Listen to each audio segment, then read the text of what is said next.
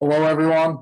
Welcome to our breakdown of UFC 274 going on this weekend from the Footprint Center in Arizona. A very fun card.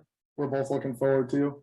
We're going to be breaking it down now, going top to bottom through all the fights with two titles up for grabs at the top of the card.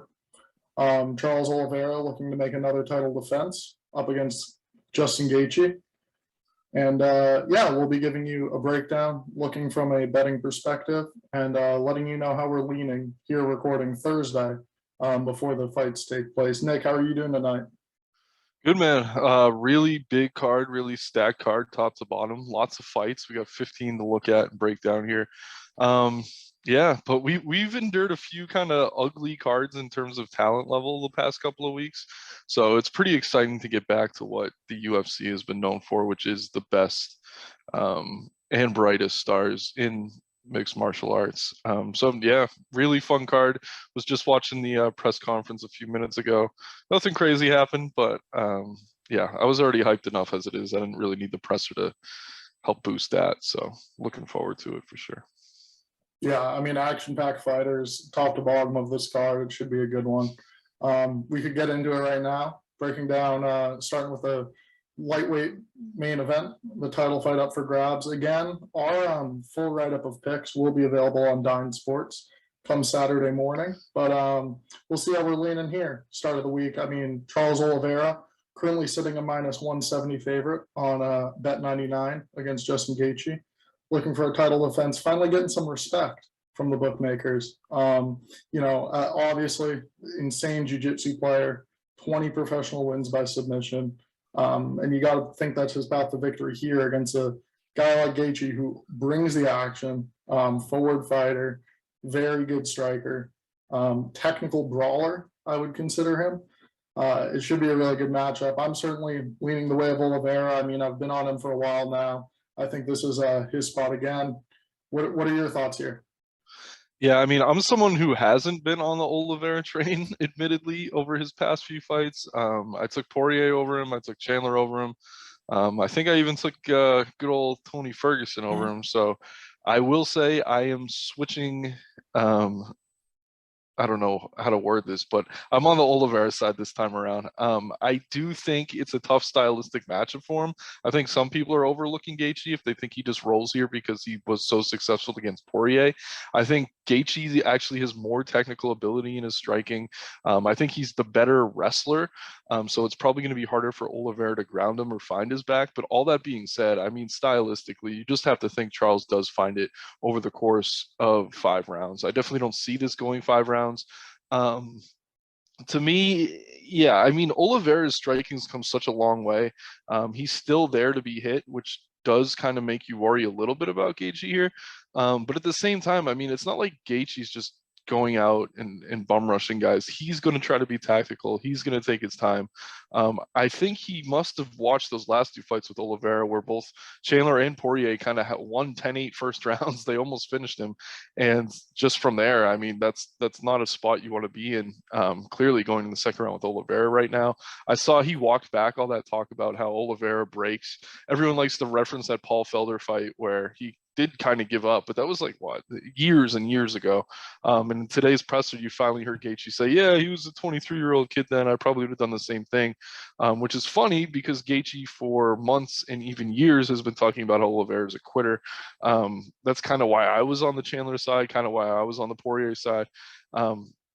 But yeah, I mean, you just can't deny this man right now. Like every single time he steps into the cage, he looks calm, he's collected. He does get in these firefights, but he's shown his chin can hold up. I mean, he was almost finished twice in his last two title matchups, and I mean, what has he done but come out on top? I don't know. Part of me is like, am I really jumping off at the wrong time now? Because I do hear a lot of sharp people on Gaethje. I think the argument's pretty simple. Gaethje hits really hard. Oliveira's durability is still a bit of a question mark, especially after this first round.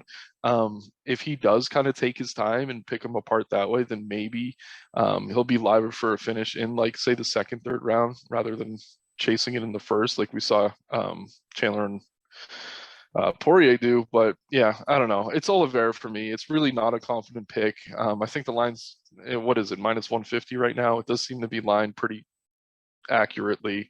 Um, I like I like Oliveira here, but it's really not a confident pick. It's a fight I'm super excited to watch, though, because this is a big legacy maker for Oliveira. He wins this. I mean, he's probably going to have to see Islam Makhachev soon, but this defense is huge for him. And if Gaethje can take it, good on him. I mean, it wouldn't shock me. It is kind of a home field advantage for him fighting in Arizona, where he was born and grew up. So, really close fight.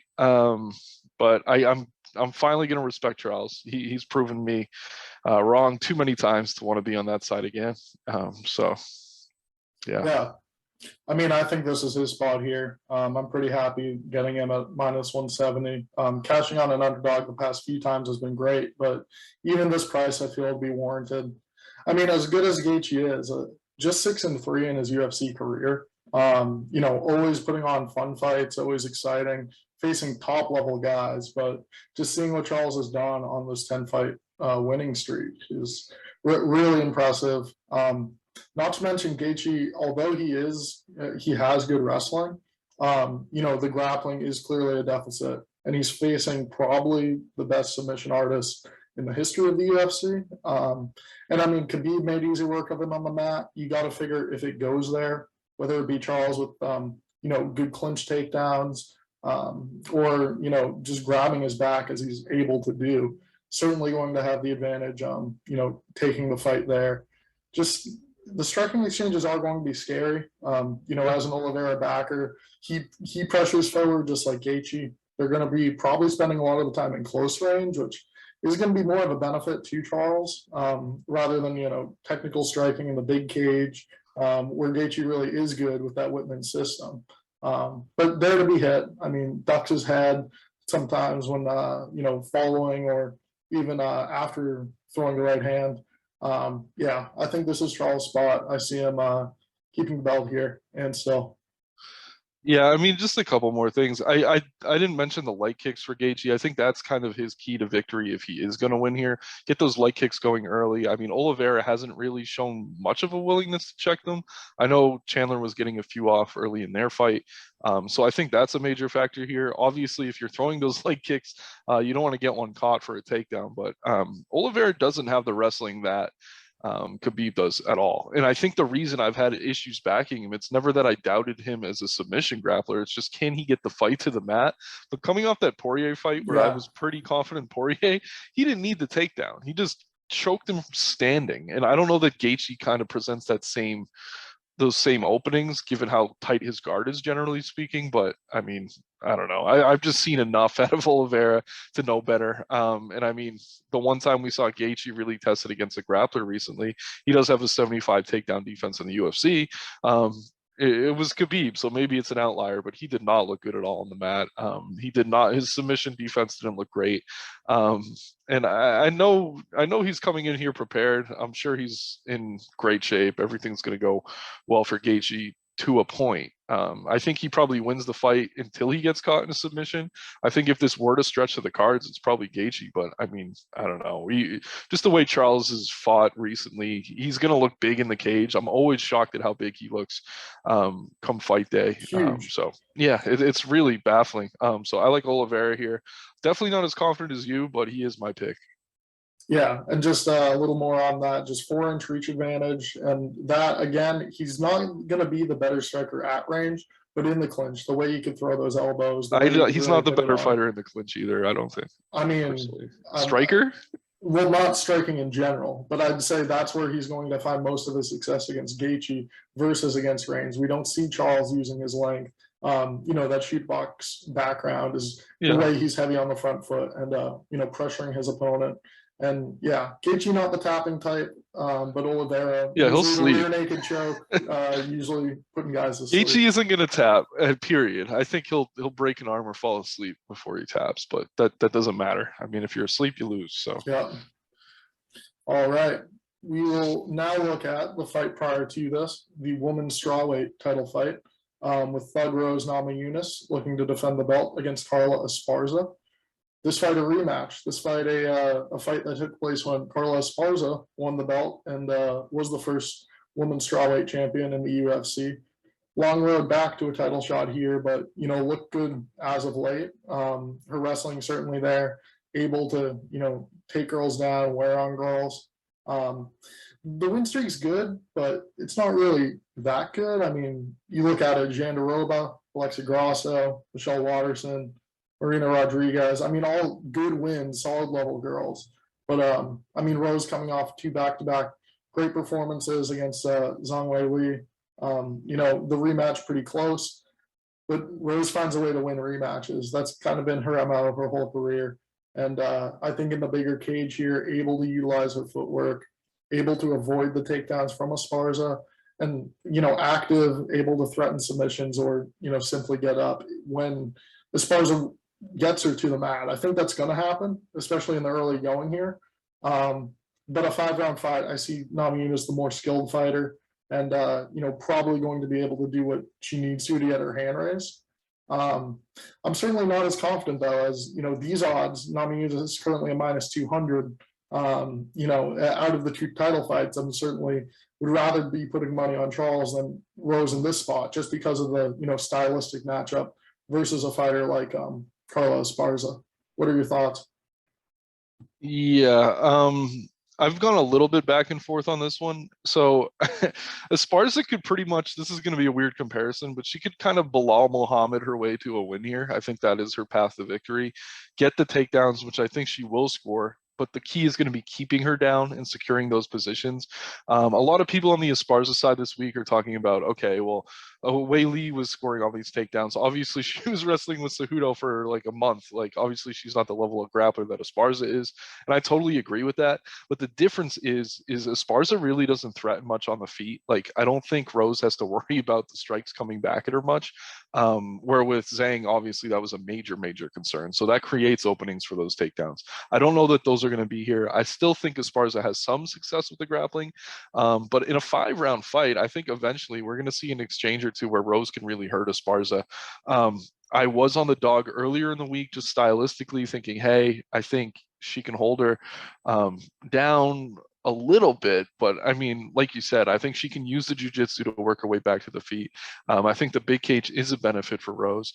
And with Trevor Whitman in the corner, I mean, he's definitely going to have a game plan here. This is just such a clear stylistic matchup, like to game plan for. Like, obviously you need to stay standing. It's almost similar to what Whitman has to put together for Gaethje. Like, you got to stay on the feet, you got to strike when you can at range, you got to cause damage whenever there is an exchange. But I think the discrepancy in striking is much bigger in this fight, so I would argue maybe Rose is the safer bet. But again, I mean, if I'm betting either of these fights, I'd probably look for props. I mean, if you like Oliveira, maybe go Oliveira by sub. You could play, I don't know, not to backtrack too much, but are you over under? Like, where's the line set on that? 2.5. I mean, clearly under, right? Under. I mean, Love the under. Is it minus under. 150, minus 160? Like, I love the under in the main event. Here, I kind of like the over. But yeah, I think 2.5's near even, or slightly juiced to the under. I would say 150, 160 for the under 3 would probably be how I play it. But I mean, I'm invested in Charles. I don't mind that side. Yeah, I know you've been on the train for a while, so yeah. I respect it. But yeah, just getting back to the co-main here. I mean, I'm on Rose, and I think, like you said, it's a level of competition thing. Esparza does have some nice wins. She murdered Yan Xiaonan. Like, that was tough to watch. I was a Xiaonan backer in that spot.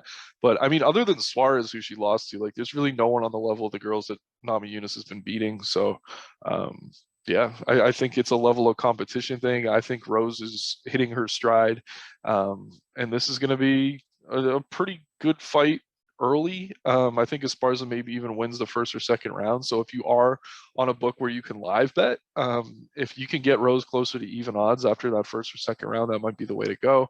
But yeah, I mean, Son's a really boring 25-minute blanket wrestling performance like we saw from Bilal against Luke or Bilal, like, that style wins fights, as boring as it can be to watch. So I am a little bit worried about that here, but I just think on the feet, Rose should be dynamic enough to find an opening for a finish at some point.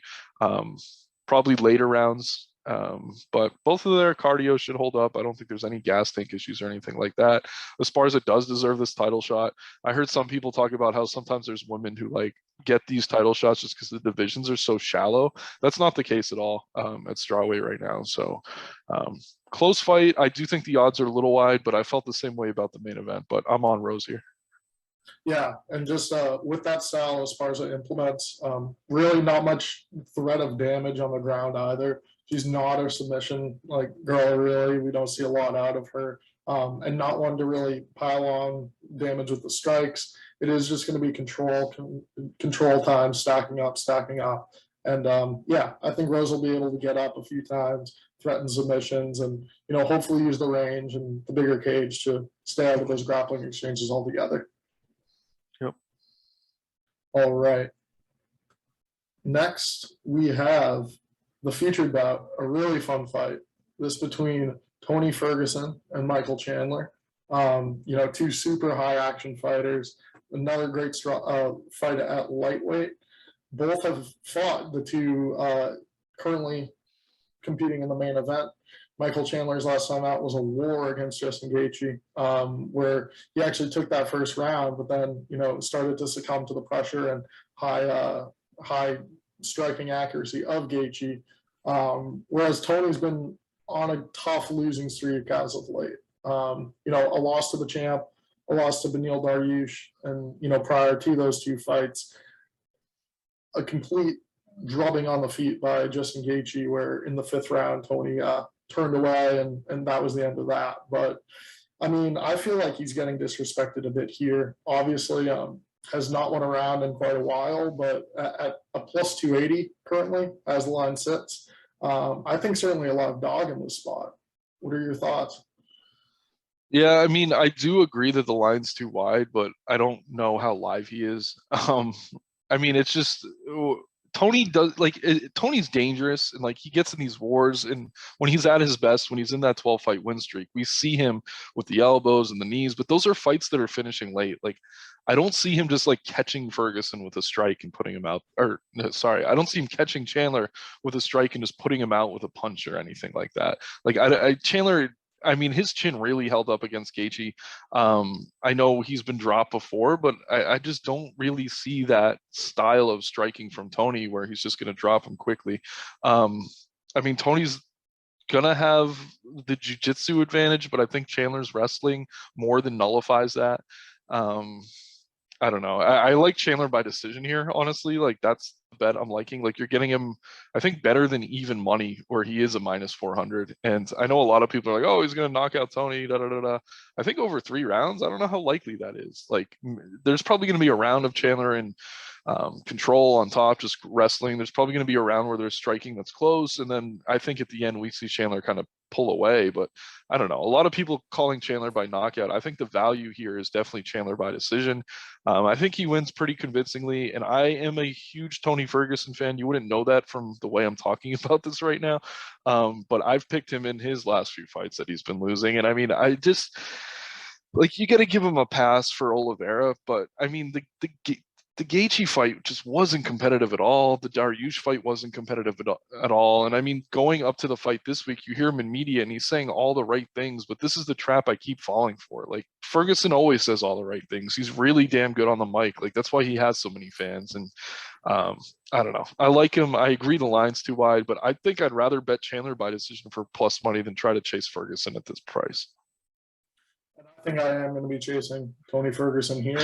One thing I will say, just with the production we've seen out of Michael Chandler in the past, while I'm probably, especially if it gets back in that 350 range, going to the window for, at least a unit on Tony, I feel like a live bet just as well, whether halfway through or at the end of the first round. I mean, Tony will be available at a much better price. I do expect Chandler to come out guns blazing, ready to throw, ready to look for the finish as he always is. And I could see that again playing to his detriment. I mean, he got defensively irresponsible against Gaethje. He got knocked down in the second round. And then after that, I mean, it was hands down the rest of the way, spitting out blood. Like it's that brawling style that I think he is in love with. And when he was signed to the UFC, I'm here for a good time, not a long time. And I think, he could get a very convincing win here against Ferguson. by going back to his wrestling. I'm not sure that's the style of fight that we're going to see, especially with, a packed arena of fans cheering them on. Yeah. With Ferguson too, I mean, he's the only, out of Charles' 10 wins, he's the only guy that didn't get finished. I mean, Tony's still durable. As you said, I think the over is a good play here. I like the over here too. Yeah, I mean, we haven't, aside from the fight against Gaethje, have not seen him knocked out. And while Chandler does have, very good power, I don't see in this spot him, putting it on Tony at that at the pace in which he's going to be able to get a finish, especially, I'm sure Henry Hooft has been in his ear after that last fight, going a bit too hard early, leaving himself open, and that's probably the reason he didn't get his hand raised. But yeah, I also feel like Tony really wants this spot. Not only to get back on the winning track, but we saw the Dana White privilege comments Dude, he wants to win every fight. I know, but against Michael Chandler, I think proving a point that this guy may not belong. This guy isn't on my level. Could be a spot where we really get the best version of Tony. Whereas again, what he says you can't always take for what it's worth, but saying he practiced zero jiu-jitsu before a fight with Charles Oliveira, I mean, I think he's locked in. I think this is one of his more structured camps, and just the line value. You're also believing everything. You're also believing everything that Tony's saying, which is a mistake I've made plenty of times. I mean, I love Tony, and would it totally shock me if he pulled out the win here? No. I just don't like it's tough to envision a path where it happens for me. And the other thing I'll say about about Tony is he's going to be hittable. Like when he is at his best and he's free flowing and having fun, like even on that win streak, he was getting caught a lot. And I mean, you can't get caught by Chandler. Like that would be a KO. Like, so personally, I think Chandler wins. Like I'm going to have him in parlays. I think if you're looking for value, Chandler by decision is the value, but do I think Chandler by knockout some crazy outcome? Absolutely not. If I'm ranking outcomes, I would say Chandler by decision is 1 for me, and there's value on that, and that's why I like it. But Chandler by KO is number 2, and then Tony by decision might be number 3, because like I don't really see a world where he's finishing Chandler unless something crazy happens. So I don't know. I like Tony. I've just fallen for his bullshit too many times consecutively to do it again. But man, I mean, at plus 300, he's still a world-class fighter. It's not insane to just bet someone just based on their ability at that number. I just don't think it's a great matchup. And I mean, yeah, Tony needs this fight to stay on the roster probably. Like, I don't think they cut Chandler if he were to lose here, but Chandler's coming off 2 losses. He needs a win badly, which encourages me to think that maybe he does wrestle a little bit more than he has these last 2 fights. It's easy to say not here for a long time, here for a good time when you're coming out of Bellator. It's tougher to say that coming off 2 losses. So I think he'll still have a good time. I'm hyped for this fight, maybe as excited for this as the title fight, honestly. But at the same time, like, yeah, he needs to win. I think he mixes in the wrestling, even if it's just to score a takedown the last 30 seconds or the last minute of each round, which I think is probably the game plan here. If he's smart, you can have fun, you can have those exchanges and still secure rounds with takedowns. Like, so yeah, I like Chandler here, and I'm pretty confident in him. And I would say, clears power advantage on the feet, but I still think these are 2 pretty even level strikers.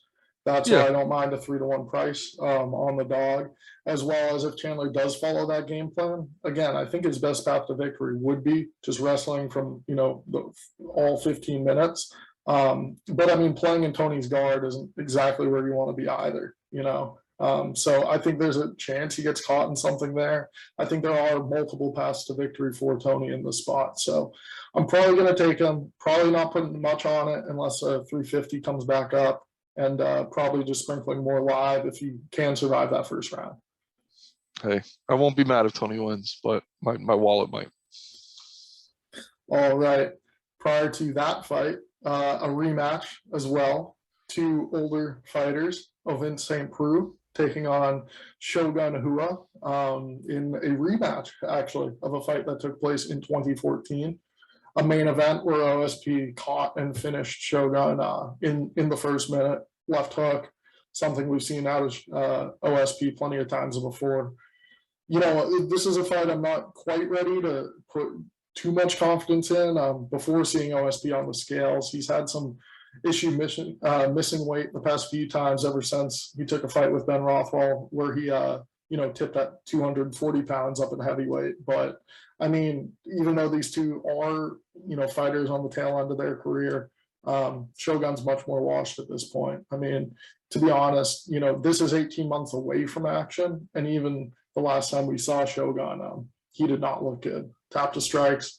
The fight prior was an awful one against Antonio Nogueira, and I just don't see a great path to victory for him here.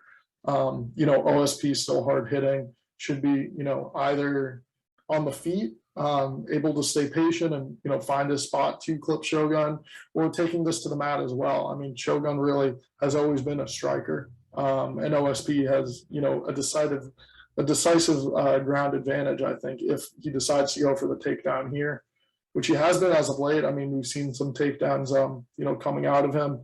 And I think on the skid he's been on, this is certainly a spot where he's going to be very careful to, keep his chin down and, find a way to get the win. Not to mention Shogun, I mean, a 47% takedown defense, not very good.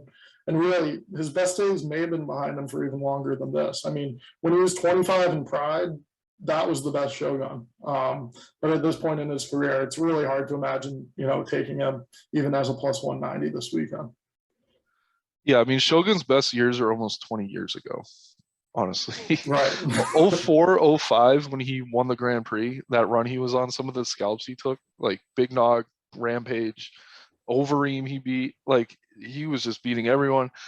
Shogun's a legend, and I need to just say that to get that in here. I'm taking OSP in this fight. But yeah, this is the end of his career. This is probably the end of the road. Anytime a guy's tapping to strikes, that's a major red flag. But yeah, and here's the thing. I'm really not too high on OSP either. He has not looked that good. But I do think the cut back down to 205 is going to force him to focus. It's going to force him to have a better camp. Apparently his knee was really messed up for the Jamala Hill fight. I still don't think he beats Jamala Hill. But I mean, that kind of explains why he looks so terrible there. And then the Bozer fight, I mean, he's taking on a heavyweight. This is Rua, and it's literally a shell of who Rua once was. So I don't know. I'm all over OSP here. I think he wins probably by KO. I could see the submission. I could see the Von Flue. But I think the clearer path is just to go and starch him as quickly as you can. I will say the path to victory for Rua would probably be to catch OSP with the strike. They say power is the last thing to go. If that's true, then maybe he still has a big KO in him, but I don't necessarily see it. As much as I like Rua, as much as I loved watching him growing up, this is not the same guy. And it's honestly hard to watch some of these fights. Like, how I felt about the Nick Diaz fight last year. Even though he had a good showing, just like seeing these guys now compared to what they were, like it's really tough. And this is one of those examples. Shogun's washed, unfortunately. I hope he doesn't fight after the UFC. I'm guessing we end up seeing him in Eagle or something like that. Great fighter, absolute legend. But yeah, I like this path to victory kind of theme we have going here. Like, what is the path for Rua other than a lucky blitzing punch? Forward, lucky punch, yeah. Lucky punch. Yeah. And I mean, OSP, although we've seen him, put out before, I mean, he has had an ability to eat punches in the past. Take one to give one sort. And I mean, definitely hitting harder with that left hand than, I think Shogun is going to be able to. Yeah. So OSP's the pick here. OSP inside the distance. I like the under here. But yeah, I don't know. Hopefully it's not too brutal. And I mean, honestly, OSP is not like some young prospect super killer. Like I'm glad it's OSP and not like Jalton Almeida or something. So this makes more sense for the match. Yeah. yeah. They don't need to build OSP up, but right. I mean, this does seem like a nice way for OSP to get back in the win column at 205, because he's still borderline top 20, I'd say. Probably not. But Rua's not really a UFC level anymore, unfortunately. All right, and then opening the main card, another two legends going at it. Donald Cowboy Cerrone taking on Joe Lauzon. This is a fight I'm excited for. I mean, these are two older guys, two guys that haven't, gotten too many wins in the octagon as of late. But Yeah, I think it's a pretty even matchup. I think they're both going to, go out aggressive and, look to put on a show and really what could be either's retirement fight. One thing I will say is, despite the losses recently from Cerrone and, my hesitance to back him as a sizable favorite, I also think the move down to 155 is a bit concerning. And I definitely Yeah, want to see negative. That's a what we negative. happen on the scales. Yeah. I mean, he spent this whole camp, in In the Vegas, parking lot staying of the at, UFC. yeah, Yeah, at the UFC PI, getting the weight yeah. down, locked in. But I definitely want to see him on the scales before I would ever recommend taking him. And, I do lean the way it was on here. I think he's going to be able to, be a bit more active. I think going for the takedowns is a good path to victory for him here. It's been since 2019 we saw him last fight, but that was a win. And, time off isn't necessarily a bad thing when you get to this age in the fight game. So I think by making this a gritty fight, testing Cowboy's chin, which, we've seen him clipped a lot as of late and just kind of showing up. So I definitely think there's value on him as the underdog. And, I'm not confident enough to bet it big, but that is the way I'm leaning. Yeah, so this fight for Cerrone, it'll be 1 day less than exactly 365 days since the last time we've seen him in the cage. Like he's done some grappling stuff. I actually think that's a really good thing for him here. I don't like the weight cut at all, like you mentioned. But he knew he needed to take some time off. I don't know if you listened to his media day. He was talking about how he was in McMaynard or Sean Shelby's ear. He was like, just like they left him on the roster, but I don't think anyone thought he was going to want to fight again. And then a few months ago, he just called him up and he was like, okay, I'm ready. I want to fight. And Lauzon made sense. It's the perfect matchup for both these guys. I really like the UFC doing this. Like we mentioned with OSP against Shogun, like I'd rather see these old guys fight each other. Like I don't need to see some prospect beat Joe Lauzon. Like it's not going to make me more impressed with the guy. Like this isn't the same Joe Lauzon. And I mean, really, like if you're looking at their careers, like Cerrone did have the better, more impressive career. He has the better wins, but Lauzon was a dog, man. Like he's still a dog. And I think that Pierce fight, like that was insane. I don't mind you backing him as an underdog here just because he's been a quick starter and Cerrone's been a slow starter. And I mean, just look at that equation. Like what that tells you is that Lauzon can probably finish him early if Cerrone does come out slow at all. But at the same time, it's not like he has crazy punching power or anything like that. So he's going to have to ground him and try to work for a sub or work for some ground and pound. And I mean, Cerrone's jiu-jitsu is just probably on the same level as Lauzon. I mean, come on, Lauzon has some slick jiu-jitsu. I mean, I don't know if I'd say that. Cerrone catches subs and all, but I mean, if these two are on the mat, I do get the advantage. Yeah. I mean, like in terms of true technical ability, but in terms of like MMA grappling, like in terms of jiu-jitsu in a UFC fight, like I think we've seen just as much from Cerrone and defensively as well. It's not like he's ever getting choked out or anything like that. So I don't know. It's a close fight. And I think if Cerrone's at his best, like even at his best at this age, I think he wins. But I don't know, man. Lauzon looks good. He looks live. This is a fight I really want to watch the weigh-ins. I know it sounds like I'm kind of siding with Cerrone here, but I'm not 100% decided. Like I like your Lauzon pick. It's definitely justified. I like the long layoff for him. Similarly to Cerrone, he's been in touch with the UFC even throughout this long layoff. Whenever there's rumors of a Boston card, he's like, I have to be on that if you guys do make that. So that conversation's kept going. So with the win here, maybe we get to go watch him in person in Boston. That'd be fun. But yeah, man, I'm siding with Cerrone slightly, but it is a not confident pick at all. If I knew I could fast forward through the first minute 30 of the fight and pick it up there, I'd be very confident in Cerrone. But I could see Alex Morono playing out again here. Like we saw Morono bum rush Cerrone, take him out almost immediately, and it was just like Cerrone didn't even know what was going on. So like if that happens again here, I wouldn't be surprised. It's just I don't know that Lauzon necessarily has the power to do that, but at the same time, I'm saying that I wasn't confident in Morono's power to do that. So I don't know. I'm gonna do a little more research on this one. Right now, I'm leaning Cerrone, but I like the value on Lauzon for sure.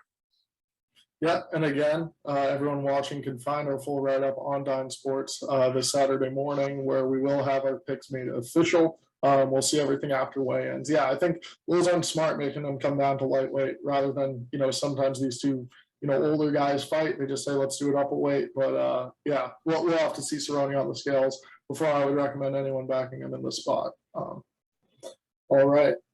Next up, we have Chaos Williams taking on Rude Boy Randy Brown in a welterweight bout. A really good bout, one that we're, near even odds at current. Right now we have Williams sitting as a minus 125 favorite on Bet 99. He has the power advantage. We've seen him put out guys at welterweight with a, death touch before.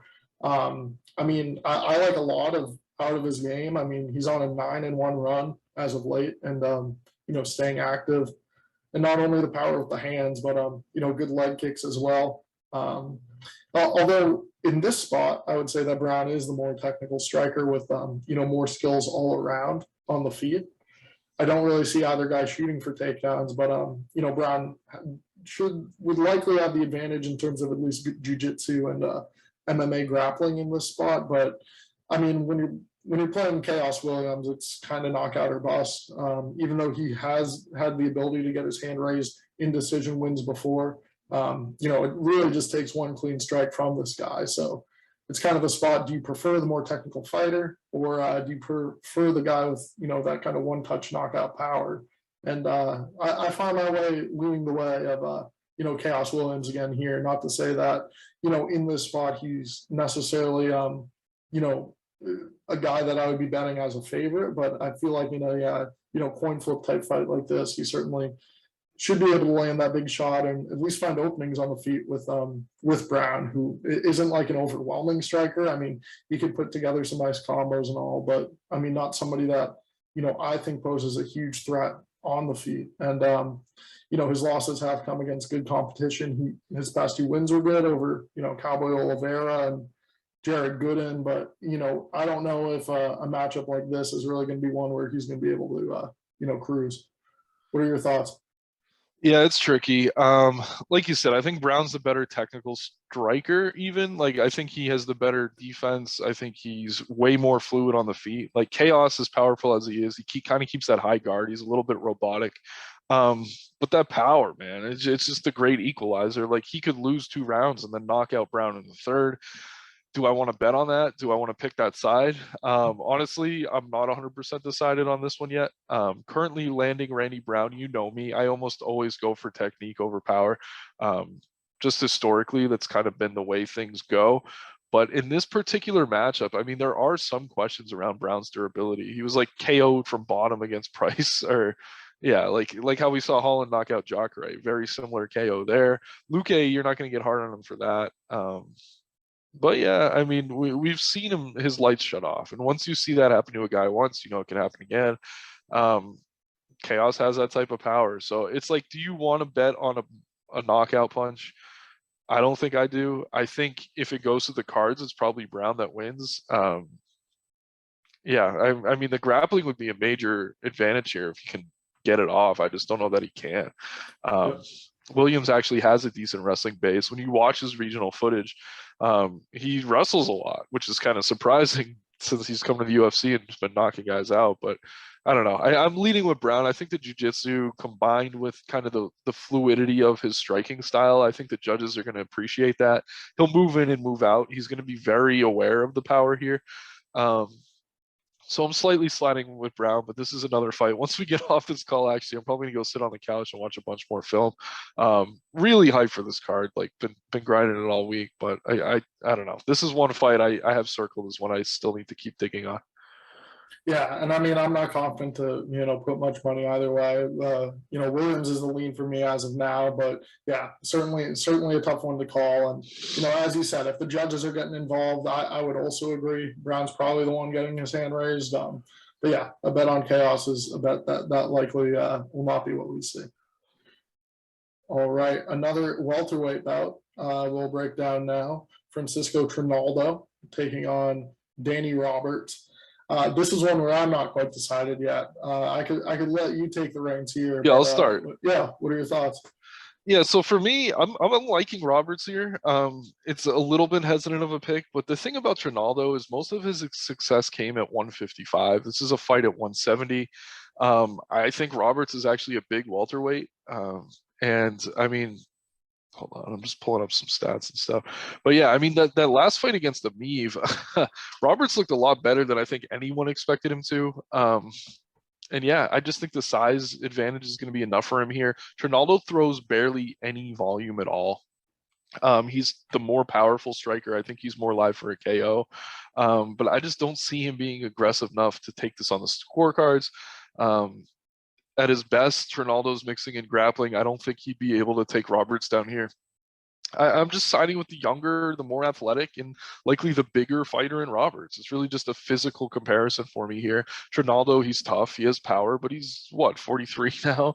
And yeah, these are not the weight classes where you can get that old and still find success. So I don't think Roberts is that great, honestly, but I like him in this spot. I just think Trinaldo moving up a weight class, that's not a move of, oh, I don't know. I don't know. It just doesn't feel like a good move. Like usually when a guy moves up, they're like putting on muscle or they're bulking up or they're changing some part of their game.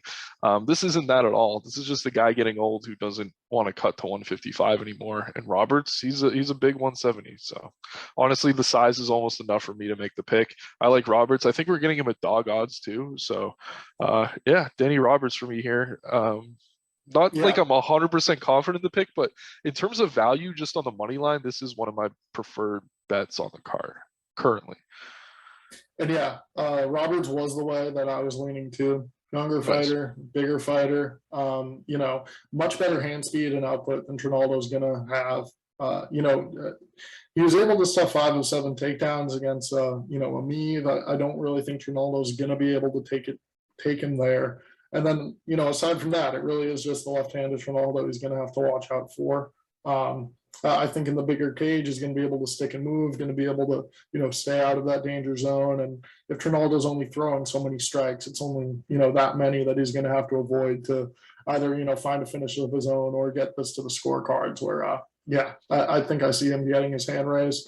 A tough fight, but as you said, when you really look at it, you're getting value against the 43-year-old at near pick. I'm at a -105 at current. So yeah, certainly would not mind a bet on Roberts this weekend. Right. And I mean, if we look at Trinaldo at 155, I mean, yeah, he's got some great wins. And that KO over Jai Herbert was at a catchweight of 160. But he lost to Salikov convincingly, who's since been cut by the UFC and I think is losing fights at PFL. And then Dwight Grant, he lost a split in an ugly fight. We just saw Grant get knocked out cold. Eye poke, right? So it would have been, yeah, eye poke third round. So I think it would have been a closer fight. I think Trinaldo had a shot then. Without that, but I mean, still, it wasn't. So yeah, I mean, look at the 170ers he's struggling with, and I think Roberts. I mean, I was impressed by the Amiv performance. Whether you give him the win or not, like that's definitely a fight worth running back. I liked it. I liked the Imadaev win as well. I mean, but he hasn't been too active, but I think he's made strides in his time off. And when you see a guy take 2 years off and come out looking better, that's always super encouraging for me. I mean, look at Ortega, what he did in his long time off. It's like, are these long periods off good or bad for a fighter? Is cage rust a thing? It depends on the fighter, but we've seen Roberts back from that long layoff, and he looked the best he's ever has in his career. So I like Roberts here. All right, next up, a women's featherweight fight that we'll break down. Macy Chason taking on Norma Dumont, probably one of the better featherweights in the world. I mean, not too many of them, but Dumont in the UFC has found success, winning some fights as of late and going 5 rounds in the main event against Aspen Ladd, her last time out. You know, she's improving. Her striking is getting better. She's a BJJ black belt and, you know, averages at least 1 takedown a fight. And I think just in most spots here, she's going to be better than Chason. You know, Macy's good in the clinch, able to throw elbows and things like that. But aside from, you know, those types of exchanges, I think at range, we're going to see Dumont looking better. And she should really be able to use her size to, you know, implement you know, good top pressure if she does decide to take things to the mat. Never looking to bet her at a -235, but yeah, she's the lean here. Are you thinking the same? Yeah, I agree. And I mean, sticking with the theme of the last fight, we have a fighter changing weight classes. Chiason's moving up. Yeah, Dumont's pretty big for 145. I mean, I would give Chason kind of the striking advantage almost everywhere here. But I don't know. I just think Dumont has such a clear path with the grappling if she decides to lean on it. I don't think Chiason's got enough power, especially at 145, to really hurt Dumont. So as long as she can hang with her on the feet, mixing the grappling, I'm a little bit concerned at minus 230 about her mixing in the grappling. We saw the Aspen Ladd fight where, I mean, Ladd did nothing, but Dumont did like a little bit less than nothing to win that fight. That was one of the worst main events ever. But yeah, I think it's a mismatch. I think this is another case of Chiasson like grasping at straws. Like, well, why have things been going wrong? I think maybe I should move up weight classes. That's not usually the move. So I do like Dumont here. I think she gets it done. Don't love the minus 230 price tag. Kind of like her by decision, but I don't know that I would bet that just because, I mean, she could finish her on the ground. So I don't know. I'm siding Dumont here. I think she probably covers the decision, but I don't know if I'm going to put her in parlays. It's just a little bit, I don't know. It's tough to back a fighter that you don't know if they're going to do what they should do. And I kind of feel that way about Norma here. But that being said, I do think she gets it done. Yeah, and I mean, I see what you're saying regarding Chason striking too. I think Dumont has really good footwork and defensive awareness, I would say. So, I mean, I feel like it makes sense, and she's definitely the rightful favorite in this spot. Just not somebody I'm looking to put my money on, especially on a 15 fight card. A lot of other options. Agreed. All right. Well, starting off those prelims is a good flyweight matchup between Brandon Royval and Matt Schnell. This is a lot more exciting of a fight, in my opinion. I know I'm a big fan of Royval, action packed, some 5 great fights in the UFC so far. I know you feel similar about him. Are you taking him in the spot? Yeah, I am taking him. I will say though, like I love Royval. Like we took him against Cara France. Like we've taken him in some big spots. And he's awesome. He's fun to watch. He brings chaos, which he works well in. Like he makes things like super chaotic. Like every first round, you don't know who's winning. Like the Bontarine fight Bontarine had a few moments. And I'll say this about Schnell. The biggest knock on Schnell is that he kind of waits for fights to come to him. Royval's gonna bring the fight to him. So I do think Schnell's a good counter striker. I do think he's a high level technical striker. He does have good jiu-jitsu, but at the same time, I just think Royval's gonna thrive in that chaos. And maybe it's not the first scramble, maybe it's not the first exchange. I think Schnell can maybe hurt him a little bit early in this fight, but after a couple of these, it's almost like a cartoon. You see like 2 dogs like jump at each other and it just turns into like a blur. Like that's what I expect here, and that's where we usually see Royval come out on top.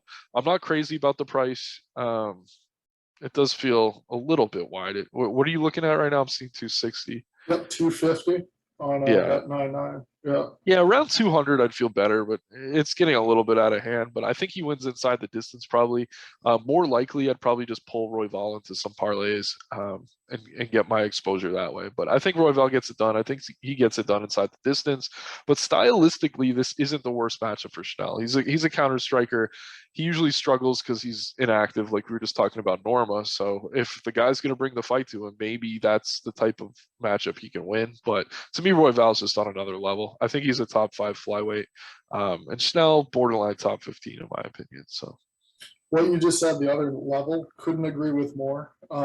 Schnell Schnell or Bontarine, one of the easier fights Royval's taken so far in the UFC. I mean, losses to Pantoja, Brendan Moreno, the win over Kai Kara France, all higher level flyweights in my opinion. And then, Schnell's a boxing heavy attack, but he absorbs north of 4 significant strikes per minute, which is not what you want against, a high pressure, high volume guy like Royval. Also the sub attempts, the ability to, be very efficient and, look for things on the mat makes him even more appealing as the, sizable favorite here. Very fun style, can get into trouble sometimes, but Schnell, it's also somebody you'll want to see on the scales come up, Friday morning.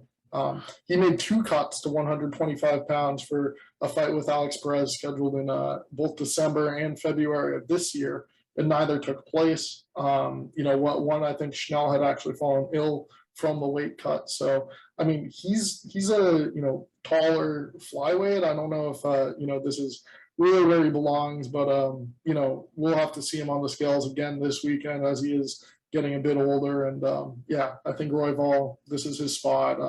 As you said, a really high level flyweight, and I think he should be able to get the job done. Agreed. All right, now looking at the early prelims, we are flying through this 15-fight card. We have a heavyweight matchup between Blagoy Ivanov and Marcos Rogerio de Lima. Ivanov sitting as a -150 favorite at current. A guy I've never really been that high on. It's been 2 years off for him now since a fight against Augusto Sakai that went to split decision, and he lost. And prior to that, a fight against Derek Lewis, which was also a split decision loss. He was doing well against Bellator level competition, PFL competition, but in the UFC, nothing to write home about. Beat Tuivasa, number 3 heavyweight in the world. There you go. That's the one big win. Arguably beat Derek Lewis, top 10 heavyweight. I mean, that fight wasn't that great, but yeah, Ivanov durable. Able to grapple, able to get fights to the mat. That's kind of where he's been most effective. Facing a guy in Rogerio de Lima who's really just, a power puncher at this stage of his career. Poor takedown defense, which does concern me in a spot like this. But yeah, I think faster and more agile on the feet. Not really somebody I'm trying to back in this particular spot just because of how durable Ivanov is. You'd think De Lima's path to victory is going to be big knockout, but I don't know if he's going to be able to land a punch that clean on Ivanov, to get him knocked down in this spot. So I'm a bit hesitant. He's definitely my lean here, Rogerio de Lima, but what are your thoughts? Yeah, I'm actually leaning the other way. I like Blagoy. It wouldn't be a stream about the UFC card if we didn't mention how he's been stabbed in the heart and survived being stabbed. Not only is he durable in the cage, but he's durable outside of the cage. But yeah, I mean, you look at the Tai Tuivasa fight. No one likes to get in trade hands with Tuivasa. I mean, he has an amazing chin. Like, they went to the scorecards, and I think Ivanov won that one convincingly. The fight against Lewis, I mean, he ate some crazy shots in that one. I do not think Rodrigo de Lima, unless something happened in that time off, is going to have more power than Lewis or Tuivasa. I just don't think he's going to knock him out on the feet.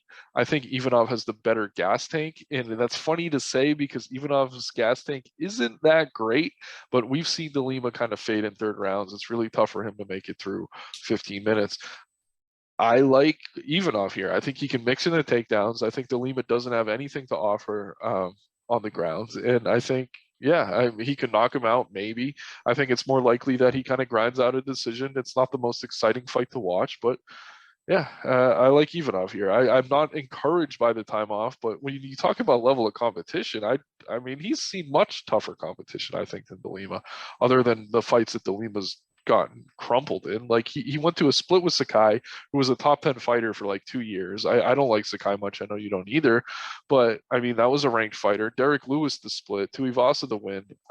He's been in there with JDS, which was a short notice fight. It was kind of crazy he even got that opportunity.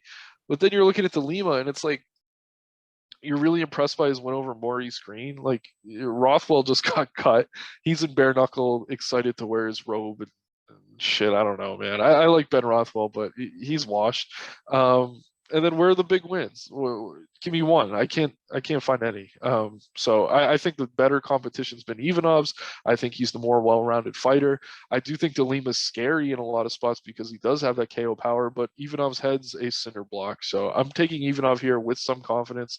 You always have to be a little cautious with heavyweights no matter what, just because of how big they are. The power makes them volatile. All their fights are volatile. But for me, I'm taking Ivanov here. And it's not my least confident pick. I'd say it's kind of in the middle of my card here, but Ivanov's my play. Yeah, a lot of people on him. I'm kind of just steering away from, especially with a volatile heavyweight fight. Avoiding the guy that while he may have the clear path to victory. I mean, I really don't love a lot out of Ivanov if he's not just going to be wrestling in this spot. So yeah, I mean, it's still a tough fight. I mean, De Lima has been better at heavyweight historically versus his run at 205 pounds, but I mean, definitely can't fault you on the pick. This is one I'm not trying to invest in very heavily. Yep. All right.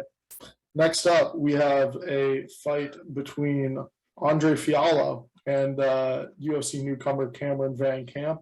Fialho just got a win last month, April 16th, with a knockout of Miguel Baeza as a sizable underdog. I think 160, I cashed a ticket on him in that spot. And, now we're looking at a minus 435 against the, UFC newcomer.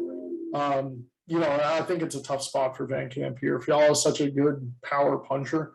We saw the 4 KO streak in a row that he got in order to punch his ticket in the UFC. Whereas Van Camp's more of a guy who's able to grind, able to get takedowns, able to get submissions over lower level fighters. But I mean, 15-6-1 as a pro. Signed for Nicholas Mata, I think, the UFC debut. And now he's getting a guy in Fialho here as his first time in the cage who, already has that experience, packs a hell of a punch. And yeah, I see him getting clipped at some point here, especially with the defense I've seen out of Van Camp in the, couple fights that I have been able to watch. So, I mean, clear spot for Fialho for me, probably betting him by knockout. How are you playing this fight? Yeah, the play's Fialho by knockout. I totally agree. Probably gets it in the first round, honestly. There's nothing about Van Camp's regional footage that has impressed me. None of his opponents seem to be all that high level. Good on him for taking this fight.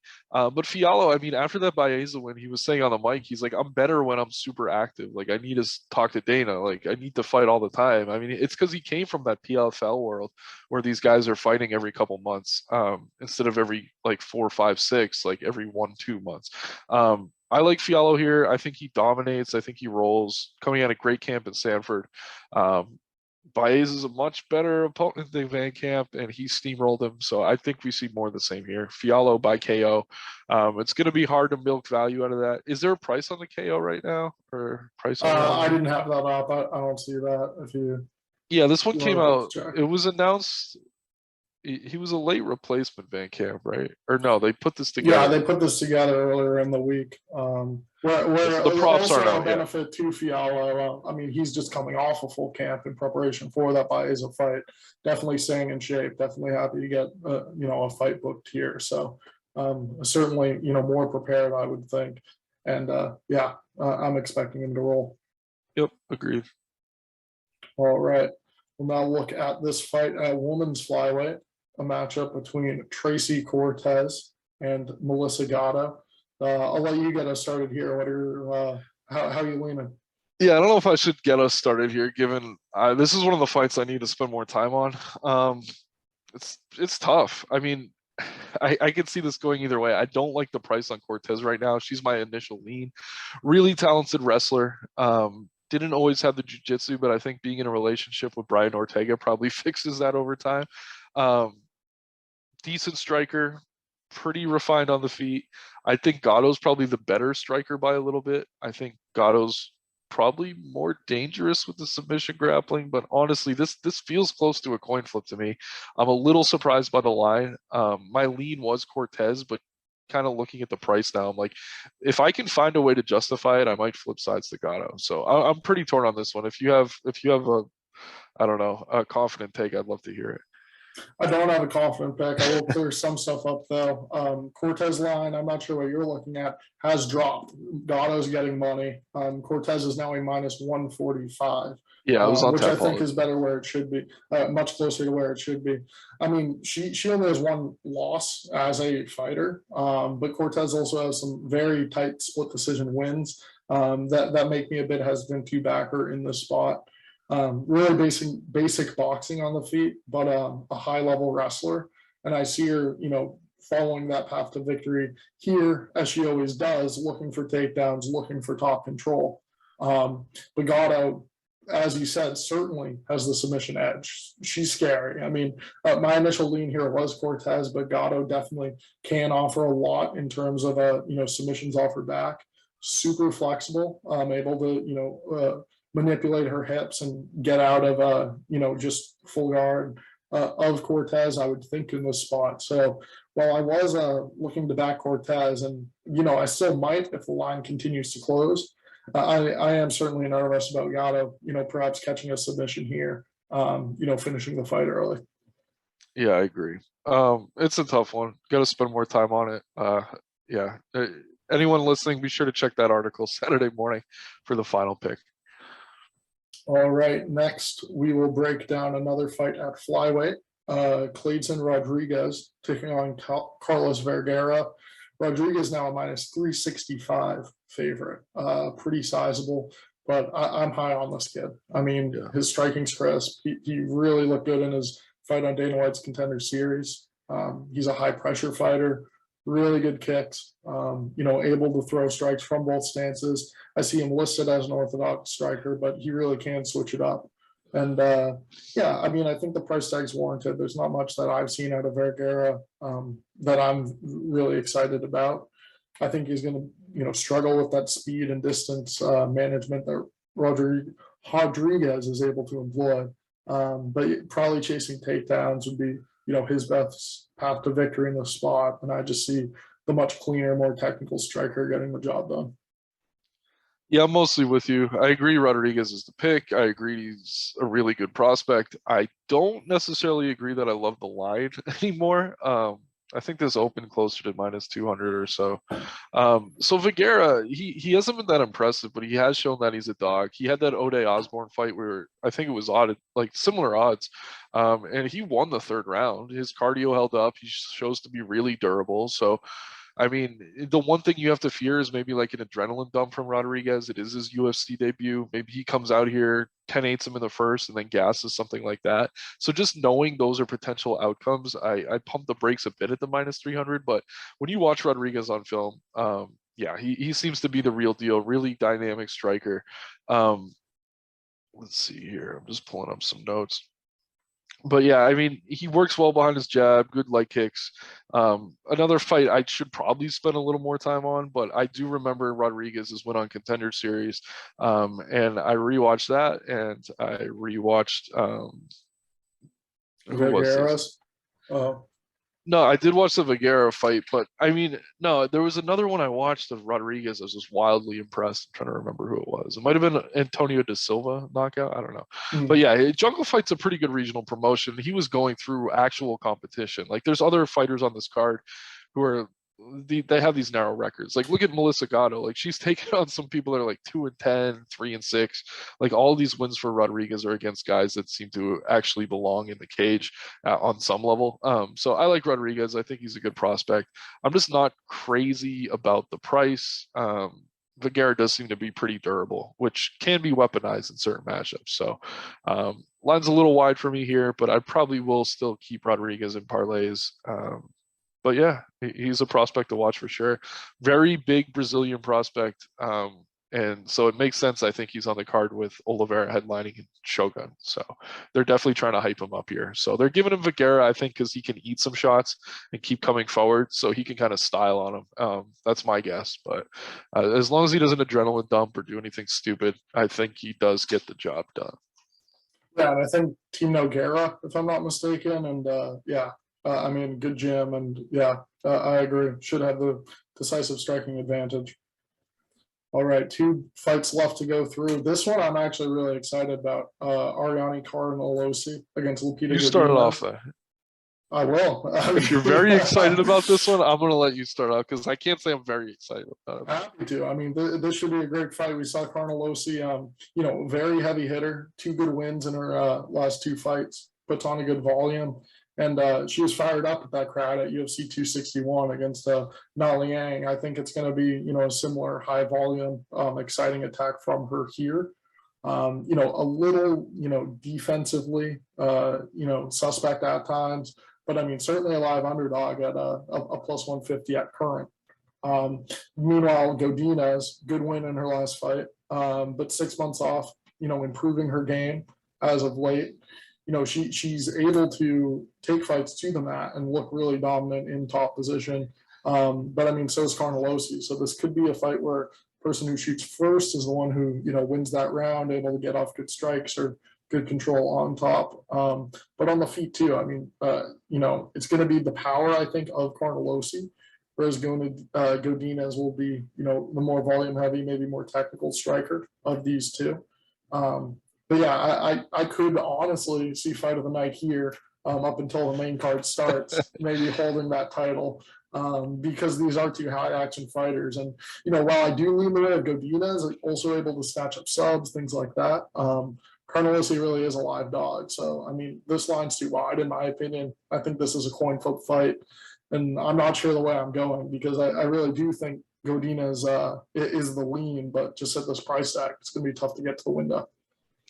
Yeah, I agree with a lot of what you're saying. I do think it could be pretty exciting. But I kind of, I don't know. I rate Godinez higher than Carnelossi here in terms of the grappling and the striking. I think Carnelossi's more dangerous. She certainly has more power. You can just see it looking at these two girls. But Carnelossi absorbs a ton of strikes. She really isn't sound defensively, and her takedown defense is pretty terrible. So I don't know. I just think Godinez is going to be able to get the takedowns she needs. I don't think she's going to stand and strike with her more than she has to. And I don't know. I think Godinez could just make this a positional grappling match where she wins 3 rounds, and it's not that exciting. So if it's on the feet, I agree with you. It could be a war because Carnelossi definitely brings the heat. But I mean, that Na Liang fight feels like a bit of an outlier. Like, I don't know that we ever see that performance again. But yeah, I like Godinez here. It's a lean. I will say Carnelossi is certainly the more powerful striker of the two, more dangerous in those exchanges. I just don't think Godinez is going to be super willing to stay in those. So yeah, it's loopy for me by positional grappling mostly, which wouldn't be a fight of the night. But I mean, we'll see what happens. No, that's fair. I mean, every round starts on the feet, so I think we are going to get some exciting striking exchanges. But no, that is the path to victory. That was kind of what I was thinking here. She's fought the higher level of, or she has earned the higher caliber UFC victories thus far. And I think that could be the deciding factor. She should be able to get on top. She should be able to, control things and, put a beating on Carnelossi that way. And yeah, the defense too. Don't really want to back Carnelossi because that Na Liang fight, she was dropped right away, start of the fight. So I mean, it's definitely somebody who needs to improve their striking defense, but could be a really good fight. And yeah, Loopy's my lean too. Cool.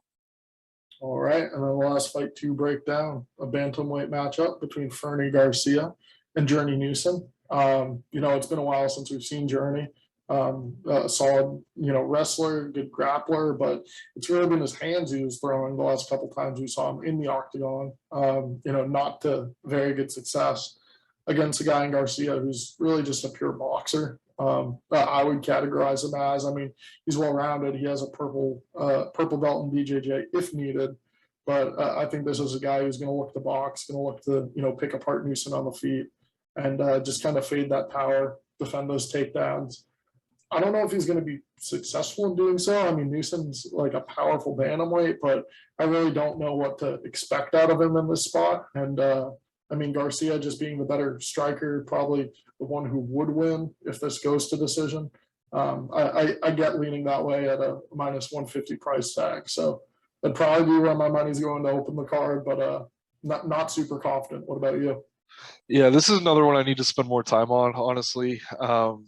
I don't know. I watched a couple Fernie fights, wasn't too impressed. I need to spend some time digging through Journey stuff here. I mean, right now I'm almost leaning Newson. Like there's not really much of a good reason for me to back him here.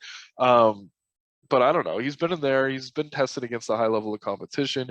Garcia's regional stuff just hasn't looked great. I mean, that guy he KO'd on Contender Series is really low level in my opinion.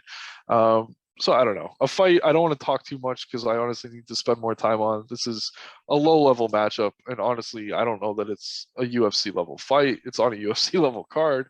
But there were fighters cut this week, I would argue, are better than both of these guys. So I don't know. Not a fight I'm super hyped, but I think they probably put it first on the card because they expect some fun striking exchanges.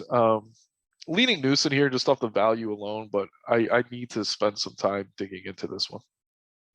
And I have dug into this one a bit. I mean, Garcia, I mean, the boxing is really crisp, really good. However, he's currently sitting at minus 150. whereas fight goes the distance is a -145. That'd be the play I would take rather than putting money on Garcia in the spot.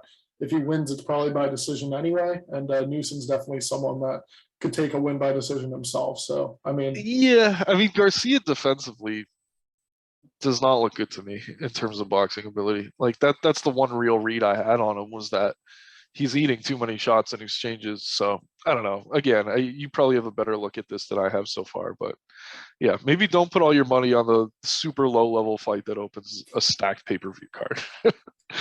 absolutely, and it is a stacked card indeed. Definitely looking forward to this card come Saturday.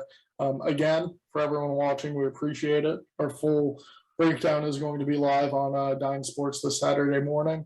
Nick, looking forward to this one. Anything else you want to share? Oh, just good luck, everyone. Check that article for more detailed analysis and our final picks. But really hyped for this card. Oh yeah, and follow me on Twitter at Nick Marro DFS. Feel free to reach out too. Yeah, and at Anthony Marro _ post my bets every Saturday before the fights get started. And again, be sure to check out our article Saturday morning on Dine Sports. We appreciate you watching, and we hope you enjoy UFC 274.